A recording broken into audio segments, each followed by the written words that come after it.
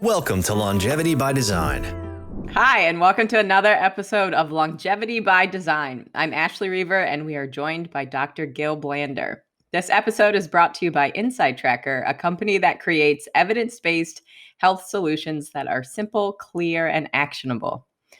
Our guest today is Danica Chen. Danica Chen is a professor of metabolic biology in the Department of Nutritional Sciences and Toxicology at the University of California, Berkeley. Danica, thank you so much for joining us today.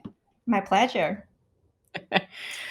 Before we dive into research and longevity, tell us a little bit about who you are, where you live, where you work. Just a bit more a background about you. Sure. I grew up in China, came to the US after college for graduate and postdoc trainings. I'm living in San Francisco now, and I have been a professor at UC Berkeley since 2008. Great. Awesome.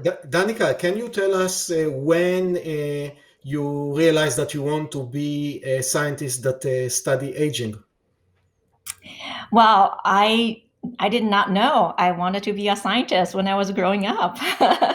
My parents were engineers. Education was always valued in my family, and excel academically was always expected from me and my brother when we were growing up.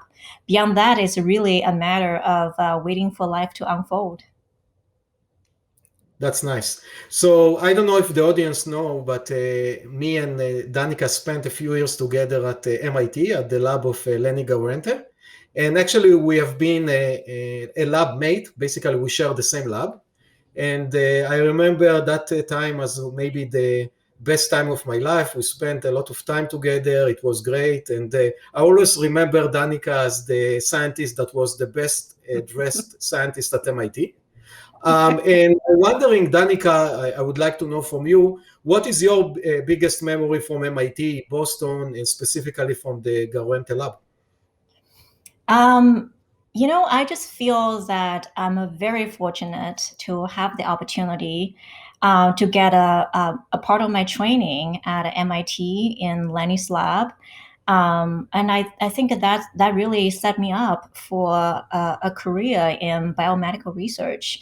And I have to say, MIT is really one of the best places to be to get training. And Lenny is a great scientist, and he has the ability to attract so many wonderful scientists to work in the lab. And I think it's just that environment, I think, prepared all of us to really have a successful career. So Danica, can you walk us kind of through what your career path looked like? Since you didn't plan on being a scientist, what did you study in undergrad eventually? But by the time you came to the U.S., what did that look like, and how'd you end up in longevity? Yeah. So yes, I did not really plan to be a biologist. When I was in China, when we applied for college, we were supposed to declare a major before we enter the college. So my dad actually asked me to study international accounting in Xiamen University, which has a very good program in international accounting. So I applied since I didn't really know what I wanted to do anyway. So I took my father's advice. But I remember for Xiamen University, they took 20 students a year from my province. And there's only one spot for each major. So for international accounting, there's only one spot. And that was already taken by another student. But then the university said, well, you're a good student, so we wanted to recruit you. But not for that major. But what about cell biology? So my brother said, oh yeah, my sister can do cell biology. So I got into the university I wanted to be, and I studied cell biology. And I also did not know I never really thought about studying abroad when I was growing up. Back then in China, we it's not like today we can just get a passport and travel freely. Back then was still relatively closed. But then there are there are ways to travel to the U.S., for example, to study abroad. So I actually took a class, American Culture, taught by American professor Steve from Texas, and he was talking about what it's like in the U.S. and which is so foreign and interesting to me at the time. So I thought, oh, that's interesting. I want to see what it's like. My parents were very conservative, and when I was growing up, there were lots of restrictions, and then Steve was talking about in the U.S. the kids are encouraged to be independent. Just something that just struck my imagination at the time. So in college I decided to study abroad, and of course U.S. In terms of science and technology has always been in the leading position. So I think it was a very good career move as well. So I decided to come to the States to study after college. So I got into the PhD program at UC Berkeley, where I studied HIV transcription. Through that experience, I got very solid training in biochemistry and molecular biology.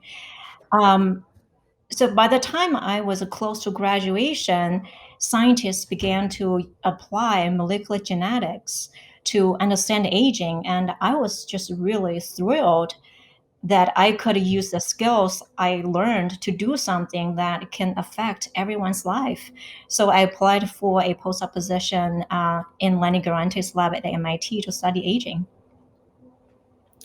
That's Awesome. that's very interesting, Danica. So, what do you consider as of today the biggest problem of aging? What is the biggest question that you, the scientists at Berkeley, MIT, and other great universities are trying to solve? There are several.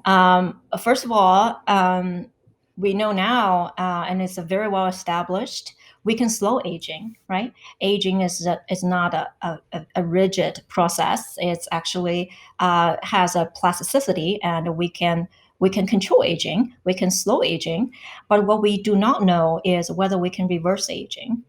And secondly, we know now that aging is the biggest risk factor for many chronic diseases, but what we do not know is how. Number three, we know stem cells. I'm not talking about embryonic stem cells. I'm talking about tissue-specific stem cells are responsible for repair and regenerate tissues throughout our entire lifespan.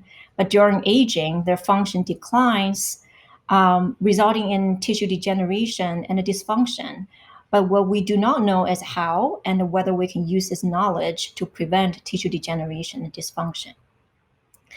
Finally, one thing we learned from COVID is how dangerous inflammation is. This is particularly the case for aged individuals. I think it's more urgent than ever to understand aging-associated inflammation or inflammation. That's really interesting, and your answer actually scooped my question. So I can read the question, and you can see that you exactly answered the question, because the question was, it is well established that we can slow aging, but what about reversing aging? So my question is, do you think that we can reverse aging, or can we do it in the future? That is something we're trying to understand, right? As a scientist, we always set big goals, and I think if we know the answer, then we don't really need to do the research. But I think it's a tangible goal, and it's something that is worth doing, and we are in the position to do. So I think this is an important question, because ultimately we wanted to use the knowledge from aging research to improve the human health. Now, if aging-associated conditions are not reversible, there's not much we can do to improve the health of the elderly. Conversely, if aging-associated conditions are reversible, we are more confident that we can improve the health of the elderly. Now, if that's the case, it's equally important to know to what degree or to which extent we can reverse aging. One of the major efforts in my lab is to address this question. And so far, I have to say, we have a pretty good news. And one thing my lab did was to address whether stem cell aging can be reversed. Now, as I mentioned earlier, stem cells can be found in many tissues and are responsible for tissue repair and regeneration. And during aging, their function declines and leading to tissue degeneration and dysfunction. And I think this is a very nice and a defined system to address whether aging-associated conditions can be reversed. For example, we discovered 3 genes, 32, 33, and 37, which are protective in blood stem cells. And old stem cells lose their protection somehow. Now, what is interesting is that when we reintroduced these 3 situants, 32, 33, or 37, back into the old stem cells, the regenerative capacity of old stem cells was improved. Okay, so what we learned from these studies is that old stem cells have reduced regenerative capacity, not because of accumulation of damage, but because of the loss of protection. And I think this is good news because it means aging is more likely to be reversible, right? And when we reintroduce the protective programs that are available in young cells, but not in old cells, we can reverse stem cell aging and perhaps tissue degeneration. And building on this, we also ask, can we reverse aging-associated physiological changes? For example, we know that aged individuals have a chronic low degree of inflammation, and which is known to cause many aging-related problems, such as insulin resistance. And we found that 32 is a major suppressor of inflammation. And when we reintroduce 32 into aged macrophages, which produce inflammatory cytokines, we were able to reverse aging-related inflammation and insulin resistance. So I think these are all very promising findings, and I really look forward to see more in the future. So, Danica, I have a follow-up question. Today, it's really in fashion, all the NAD-related molecule activator, and what you showed actually that to whoever is not a scientist and doesn't understand, all of those 31 to 37 are actually NAD-dependent, they are acetylase. So do you believe, or have you done research, or have you read a paper that showed that indeed taking those supplement can increase longevity or improve the activity of those protein in our body? Yes, there are lots of studies that are related to NAD boosters or NAD metabolism-related compounds. And indeed, as you mentioned, situants are NAD-dependent enzymes. And presumably, one way to activate the protective programs that I mentioned is through NAD boosters. So, and there are definitely lots of papers in the literature suggesting that, for example, so far, mostly in preclinical studies, and if you use NAD boosters, the lifespan of mice is increased and has been shown to have all kinds of effects, including in stem cells, in metabolism.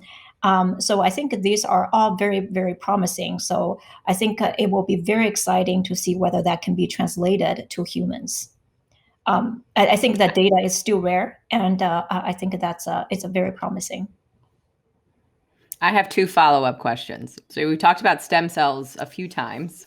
In case anyone out there listening is unfamiliar with what stem cells are, can you give us kind of a background explanation of what they are and why a lot of your research is geared towards them as well? Yes, I think stem cells. So and again, the type of stem cells I'm talking about here that are related to aging are not embryonic stem cells, where we are from, right?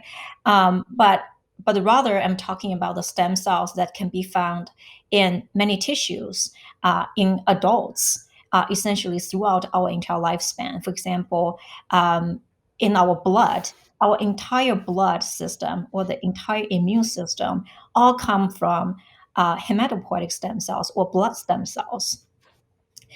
So these stem cells have this really unique ability to regenerate, to give rise to themselves, to self-renew, to give rise to themselves, and to differentiate, to give rise to more differentiated cells that have the particular function. And for example, hematopoietic stem cells, when they divide, they can become one stem cells, and the other daughter cells can differentiate and become one of the mature blood cells, for example, B cells, T cells, red blood cells, etc. So because of their, this very special function, they have this capacity to sustain our tissue structure and function throughout our entire lifespan. Got it. And how about in mice is, I believe, what a lot of your research is in. Is that also focusing on stem cells and those? Well, there's a lot of organisms I know that aging research is conducted in. But Yes. Is it also specific to that? Yes, that's a very good question. And I think, for example, some model organisms that are frequently used in aging research, for example, C. elegans, they don't really have adult stem cells. So, but for mice, which is something that is mostly used in my lab, they have stem cells, and humans have stem cells. So I think the study we have been doing in mice is relevant to humans potentially. Awesome, thank you. So, Danica, as you know, we are in the COVID era. Everyone is talking about COVID. It's disrupt our life of all of us. And what we learned about COVID is that a lot of us receive COVID because we are older. So there is a very strong correlation between being older and, let's say, getting worse disease via COVID.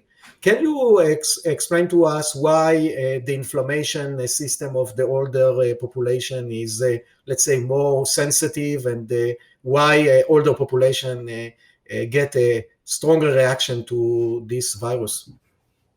Yeah, that's a very good question. And as you mentioned, there's no doubt that aged individuals have been hit particularly hard by COVID. And I think this just further confirms that we have just talked about, right? Aging is the largest risk factor for diseases and mortality.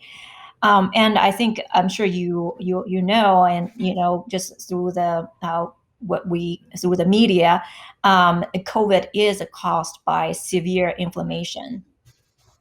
Now, I also mentioned very briefly, aged individuals have a chronic low degree of inflammation, even just during normal conditions, without COVID, without other infection. Just under normal condition, they already have this low grade of inflammation. So I think that's why they are particularly prone to COVID, which is an inflammatory disease. So somehow aged individuals have a less ability to control inflammation. And I think it's a very active research area in aging research to understand why aged individuals have they are more prone to inflammation. And for example, one study we completed fairly recently showed that SOTY2 is an inhibitor of inflammation. And it functions by inhibiting the so-called the NLRP3 inflammasome. Now, the NLRP3 inflammasome is a machinery in our cells that can sense either pathogens or cellular damage and produce inflammatory cytokines and cause cell death. Now, SOTY2 is able to modify the NLRP3 inflammasome and dampen its activation. But in aged macrophages, which is the cells that can produce inflammatory cytokine, they have less protection of a SOT2, and therefore they have a more active NLRP3 inflammasome, and therefore they are just more prone to inflammation. I think at least this is one mechanism that it can explain why aged individuals have increased inflammation at the basal level, and that they cannot handle inflammation as well. That's interesting. And I want to switch gear to another very interesting part of, let's say, the aging model is the mitochondria. And we know that actually some of the SIR2 family are localized in the mitochondria. And we know that there are some interesting connection with aging. So can you please first explain what is mitochondria, and then why mitochondria is important, and how those protein, the aging-related protein or the longevity-related protein, interact with the mitochondria? Yeah, yes. Mitochondria is my favorite organ now. I know. Well, as you know, I think everyone can remember this from the biology textbook. Mitochondria is the powerhouse of the cell. Mitochondria certainly does more than that. And I can really, tell you about, what we have been doing, and primarily focusing on what it's doing in stem cells. As I mentioned earlier, my lab is particularly fascinated by stem cells and their role during the aging process. You may argue that every cell changes with aging, but stem cells have a special place in aging research because of their special function that I just mentioned. And we have been trying to understand, what is responsible for stem cell decay during aging. So what we discovered was that, ironically, the mitochondria, the powerhouse of the cell, is actually responsible for stem cell deterioration during aging. Now, stem cells have a very interesting metabolism. Most of the time, stem cells are quiescent, not proliferating. If you will, they are resting, right? When they are resting, they primarily use a glycolysis or breakdown of glucose for energy production. Now, if you remember from the biochemistry textbook, glycolysis is not as efficient as mitochondria oxidative phosphorylation in energy production, but it's sufficient for the quiescent stem cells, which do not have much energy demand. They are resting. This is important because bypassing the mitochondria allow quiescent stem cells to reduce the production of the metabolic waste free radicals, which can damage almost every cell component. However, stem cells do need to proliferate in order to repair and regenerate the tissues. When proliferating, stem cells need more energy and have to rely on mitochondrial oxidative phosphorylation. Now, the price to pay is the production of free radicals. Now, what we found is that SOT2, SOT3, or SOT7 protect stem cells by protecting the mitochondria. Now, somehow aged stem cells lose this protection and mitochondria become damaged, and the stem cells lose their function as a result. As I mentioned earlier, we were able to reintroduce either of these sirtuins into aged stem cells and reverse stem cell aging. And this preclinical studies provide a proof of principle that we can reverse tissue degeneration dysfunction just by targeting the mitochondria, the damaged mitochondria. So I think it will be very interesting to translate this knowledge into humans someday. That's fascinating. And just for our listeners, SIRT1, 2, 3, and all of those are actually an homologue of yeast protein that called SIR2, Silence Information Regulator, that was identified by Lenny Guarente, I would say maybe 20 years ago. And what they showed that this gene or protein, when it's overexpressed, can increase the lifespan of the yeast and when they deleted it, it can cause the yeast to live shorter. They showed it also in different model organisms. And in human, there are 7 homologs. So instead of having one protein or one gene in yeast, you have 7 homologs. And Danica is researching some of them, and that's really fascinating. And all of those are actually, and Danica, correct me if I'm wrong, because I haven't done it, research it in the past, in the near past, but actually all of them are NAD dependent deacetylase, correct? They are. They all have enzymatic activities that are dependent on NAD. So some have they are deacetylases, and now they also have other enzymatic activities as well. Okay, that might be a good material for the next podcast. So Ashley, let's continue with your question. Sure. I mean, I have a follow-up question because I think how a lot of our users are used to hearing about, oxidative phosphorylation of just if you're doing, if you're thinking about endurance activity versus, let's say, power or strength activity that can use that anaerobic process of creating energy without oxygen. I'm wondering if muscle cells would function pretty differently than stem cells that you might find in maybe other organs that don't require as much energy production. That's a little off script, but it just kind of piqued my interest. Yeah, sure. I think so. Are you talking about stem cells in the muscle or just the muscle cells? Maybe in the rate of decline of stem cells in muscle cells versus other organs, since they perhaps have to rely on that, oxidative phosphorylation or aerobic metabolism at such a higher rate than other types of cells. Yeah, I think in terms of stem cells from different tissues, there are similarities. There are also differences. I think, so the question is, for example, the mechanism we discovered in terms of the protection of mitochondria to protect stem cells. So we first studied in hematopoietic stem cells.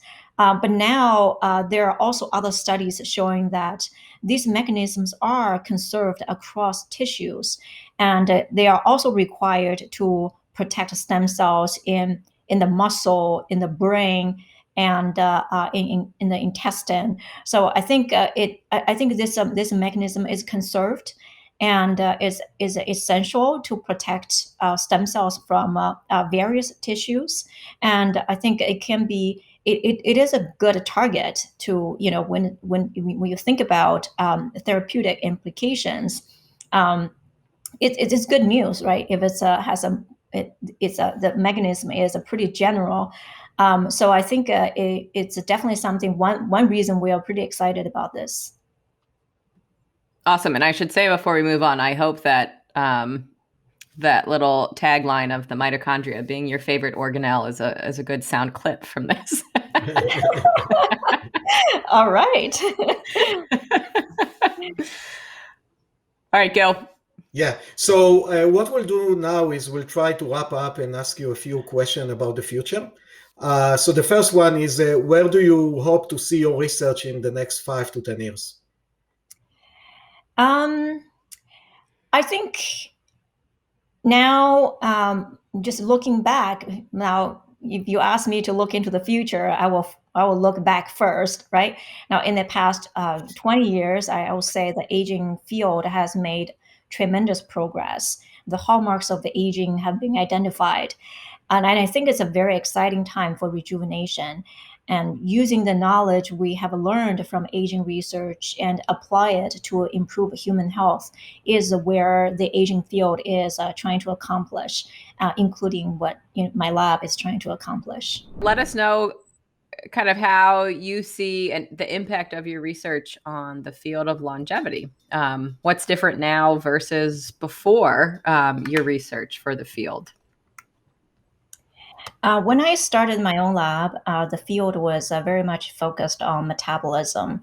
So I was moving to California from Massachusetts. CERN was studying. There was a lot of interest in understanding stem cell biology. So my lab, used the tools and concepts developed in the aging field to understand stem cell biology. My lab discovered mitochondrial stress as a driver of a stem cell aging and showed sirtuins protect stem cells from a mitochondrial stress. So I think this really opens up the possibility of targeting this pathway for tissue degeneration and dysfunction. Awesome. So one parting kind of piece of knowledge for all of us. What is one decision that you make every day based on longevity that you can kind of share as a tip with listeners to the podcast? Diet and nutrition. There's a Chinese saying, you eat until you are 70% full. I think there's so much wisdom in this simple phrase. Calorie restriction has been studied in aging field for nearly a century. So much has been learned about aging through this simple diet. How we're going to apply this knowledge to human is important and may need to be tailored to individuals to maximize the effect on health span. That's really cool because it fit very well to InsideTracker mission. So we are really happy to hear a scientist like you believe in the same mission that we believe in. Thank you so much, Danica. Well, thank you for having me. Yeah, so that is our time for today. Danica, thanks so much for being here. And we are looking forward to exploring the research in the field of longevity each week with all of you and other leading scientists in the field. And we will see you next time.